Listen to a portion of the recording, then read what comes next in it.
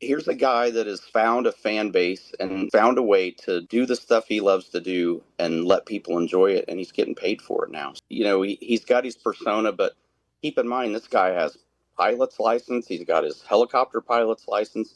You aren't going to be a dumbass and do things like No. that. So I mean, he knows how to have a great time. He knows how to entertain people. Cleetus McFarland started out as a guy doing burnouts on YouTube. Then something unexpected happened. A NASCAR legend spoke up. Not just any fan or critic, but Tony Stewart himself backed him. And when he did, it changed how everyone looked at Cleetus. Tony Stewart didn't just say Cleetus was entertaining. He said, he knows how to bring joy. He built a fan base doing what he loves. And yes, he gets paid for it. Coming from someone who's grinded out wins, owned teams, and seen every side of the sport. That's a rare kind of praise. It's a stamp of legitimacy.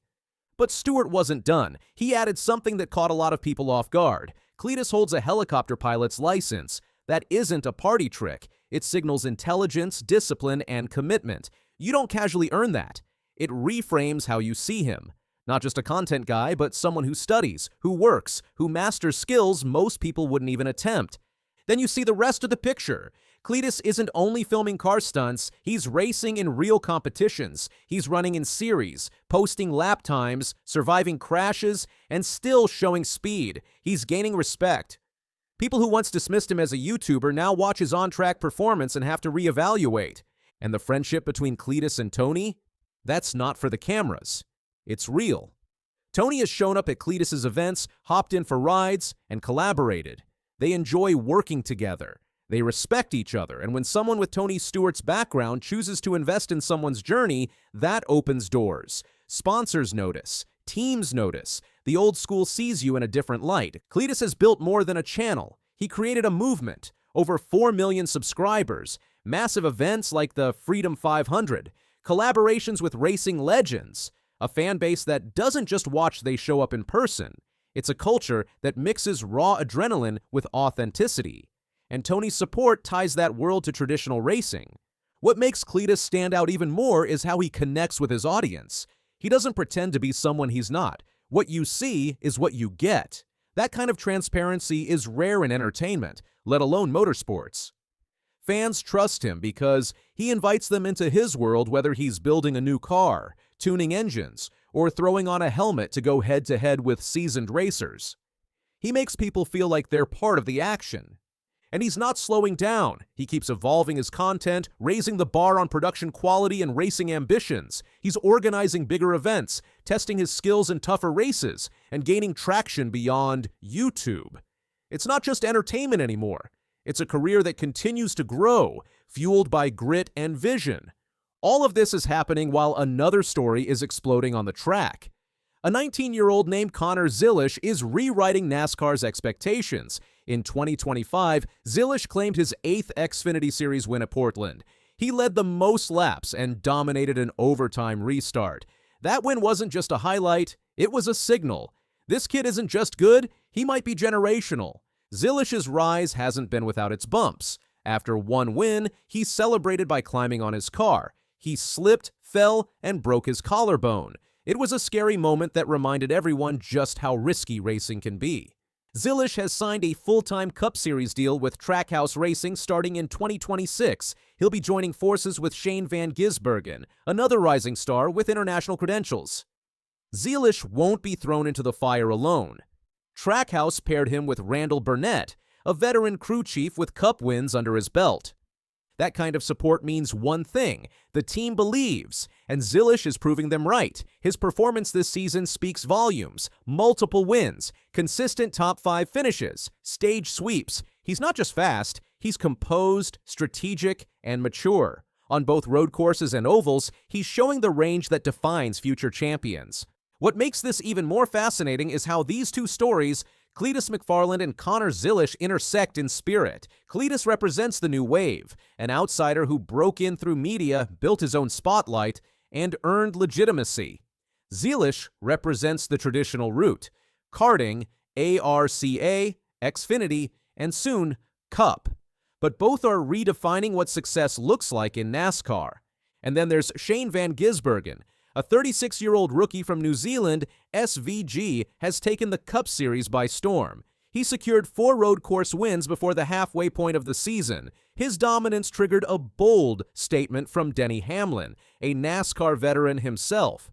Hamlin said, "Is he the best road course racer I've ever seen?" Absolutely. I've raced against the Tony Stewarts, the Jeff Gordons, all those guys. He's better than all of them. That kind of statement rocks the community. Tony Stewart for years was considered one of the best road course drivers in NASCAR history. His 8 wins, especially at tracks like Watkins Glen, are legendary. But SVG is rewriting that story in real time. In his rookie season, he already has 5 road course wins. If he keeps this pace, Stewart and Gordon's records might not hold much longer. The key question then becomes, what is the future of NASCAR? Is it being written by the traditional ladder climbers like Zilisch, or by the disruptors like SVG, or maybe even by entertainers turned drivers like Cleetus McFarland? The truth is, motorsports is evolving. It's no longer just about lap times, it's about connection. Cleetus proves that with every video. His ability to draw fans into his world, make them care about cars, about speed, about racing culture. That's powerful. It brings in a new generation, one that might not have followed racing before. And then drivers like Zilisch show that talent is still climbing the ladder fast and earning results, that the old system still produces stars. His success keeps the traditional fans engaged. It shows that the sport's core remains strong. Meanwhile, SVG proves that global talent can come in and shake up the system. His wins push veterans to adapt. They challenge long-held records. They force NASCAR to stay sharp and inclusive. Tony Stewart's support of Cleetus bridges the gap between old and new. It sends a message that the sport isn't stuck. It can evolve. It can welcome outsiders. It can celebrate authenticity. And when a figure like Tony says, "You matter," that changes how the world sees someone like Cleetus. So where does all this lead? To a sport that's on the edge of something big. The blend of personality, raw talent, global influence, and fan connection is reshaping NASCAR's image. Cleetus is no longer just a YouTuber. He's a racing entrepreneur, an entertainer with real technical chops, and now a recognized figure in motorsports. Zilisch is no longer just a young prospect. He's a cup-bound phenom with elite crew backing, a record-breaking rookie campaign, and the potential to lead NASCAR's next generation. SVG is not just a surprise rookie, he's a record-smashing competitor changing what's possible in a single season. And Tony Stewart? He isn't just a legend looking back. He's a mentor, a bridge, and a voice that says racing can change, and it should. If you thought NASCAR was just turning left and going fast, look again. The real race is unfolding off the track too, in the media, in the fan base, in the very definition of who belongs. So next time you see Cleetus fire up the Freedom 500, or watch Zilisch take a bold line into Turn 3, or hear SVG's name echo across the podium, remember, you're not just watching a race. You're watching the future of motorsports come alive. 2 questions. Do you like the spray of tracks for the current playoff system? And 2, if there's something that Alex Bowman could change, not necessarily in his favor, but change for the playoffs to make it more fair. Alex Bowman, the driver who's made the playoffs 7 out of 8 years, just told everyone the whole system is broken. And then he turned around and defended his biggest rival. That's got the entire NASCAR world scratching their heads. The Hendrick Motorsports driver dropped some truth bombs recently that nobody saw coming. Here's a guy who drives the legendary number 48 Chevrolet, consistently makes the playoffs, and has every reason to love the current system. But instead of playing it safe, Bowman went on the Speed Freaks podcast and said something that shocked the NASCAR world. "I would just like 36 races and call it good," Bowman stated flatly. He wants NASCAR to ditch the entire playoff format and go back to the old-school system where whoever has the most points after 36 races wins the championship. No eliminations, no must-win situations, just pure season-long consistency. Think about that for a second. This is coming from someone who's literally built his career success around the current playoff system. At 32 years old, Bowman has made the playoffs in 7 of the last 8 seasons. His best championship finish was 6th place back in 2020. You'd think he'd be all in on keeping things exactly as they are. But Bowman isn't just any driver making noise for attention. He's been around long enough to see both sides of this debate, and he's not afraid to speak his mind even when it goes against his own interests. The really shocking part, Bowman knows his opinion doesn't matter. When asked if NASCAR would ever change back to the old format, he didn't hesitate with his answer. No, definitely not. 0% chance on that one. I don't think so, at least. I think the playoffs are important in creating excitement. He went even deeper, explaining something most drivers won't admit out loud. But at the end of the day, we're entertainers and we're creating entertainment, and our job is to entertain the fans. I think the playoffs create a lot of excitement. That's brutal honesty right there. Bowman basically admitted that NASCAR prioritizes entertainment over pure competition, and he's okay with that reality even though he disagrees with it personally. But here's where it gets really interesting. Bowman knows he's fighting a losing battle, and he's humble enough to admit it. Even more so, I'm a dumb race car driver. People way smarter than me decide what the championship format should be, so... Now, you might be wondering why this matters so much right now. Well, Bowman's playoff situation this year perfectly illustrates his point about the current system's problems. Going into the second playoff race at Gateway, Bowman was in serious trouble. He sat 15th out of 16 playoff drivers, sitting 19 points below the cutoff line to advance to the round of 12. This put him in a nearly must-win situation, and that pressure showed on the track. At Gateway, everything that could go wrong did go wrong for Bowman. He started 25th and immediately ran into pit road problems. Multiple botched pit stops, including a speeding penalty that killed his chances completely, dropped him to a 26th place finish. That left him 35 points below the cutoff line heading into Bristol. After the race, a frustrated Bowman told reporters, "I don't want to call anybody out. It just kind of is what it is. So just got to keep working. Can't have those mistakes this time of the year, and honestly, just haven't been executing very well." The execution problem started the week before at Darlington, where Bowman suffered through a disastrous 40-second pit stop just 70 laps into the race. While his Hendrick teammates like Chase Elliott bounced back at Gateway, with a third-place finish, Bowman's struggles continued. It's the perfect example of how the playoff format can make or break a season in just a few bad moments, regardless of how well you performed over the first 26 races. But here's where Bowman really shocked everyone. In the middle of dealing with his own playoff troubles, he took time to defend one of his biggest rivals, Joey Logano. Now, Bowman and Logano have history. They've traded paint, exchanged heated words, and battled hard for position countless times over the years. These two are not friends, which makes what happened next so surprising. During his appearance on Speed Freaks, Bowman directly addressed the criticism that follows Logano and several other recent NASCAR champions.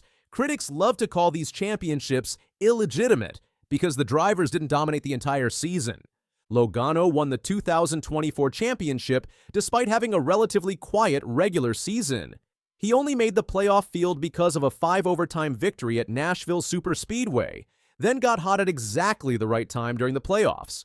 Some fans and media members have called this championship illegitimate because Logano wasn't the most consistent driver all year long. Bowman wasn't having any of that criticism. I think I've seen the people that are trying to say that Joey's taking advantage of it, right? Because he struggled throughout the year last year, got one win, and then kicked all our ass in the playoffs. Right. That doesn't make him an illegitimate champion. This defense coming from Bowman carries serious weight. When a driver defends someone he's had run-ins with purely based on principle, that means something. Bowman could have easily stayed quiet or even piled on the criticism. Instead, he chose to give credit where credit was due. The timing of these comments couldn't be more relevant. NASCAR's championship format has been under intense scrutiny lately, with several high-profile voices calling for change.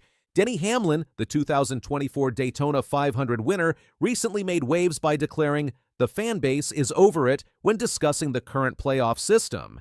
He pointed out how unfair it would be if someone like Cody Ware, who sits 36th in points with no top 5 finishes, could eliminate consistent performers like Tyler Reddick or Alex Bowman from playoff contention with a single superspeedway win. Mark Martin, the NASCAR Hall of Famer, has been even more vocal. Reports suggest he's been screaming for NASCAR to return to a full season points format during meetings of the sports playoff committee. Fan polls conducted by reporters like Jeff Gluck consistently show that the majority of NASCAR fans want to return to the 36-race championship format. The criticism isn't just coming from drivers and fans. The numbers tell their own story about the current system's flaws. Joey Logano's 2024 championship came with an average finish of 17.1, the worst average finish of any champion in Cup Series history. Austin Dillon made the 2024 playoffs despite sitting 25th in points with just 5 top 10 finishes and no top 5s all season. Meanwhile, consistent performers like Tyler Reddick, who finished second in the Daytona 500 and sits 7th in points with 5 top 5s and 9 top 10s, face the possibility of missing the playoffs entirely if another first-time winner emerged. This creates exactly the kind of situation Bowman was talking about when he said he prefers the old format. Under the pre-playoff system, consistency over 36 races mattered most. Now, one hot streak or one lucky win can override months of steady performance. Chase Briscoe's playoff strategy perfectly illustrates how the current format changes racing itself. After winning the playoff opener at Darlington, Briscoe openly admitted his approach for the remaining round of 16 races would be different.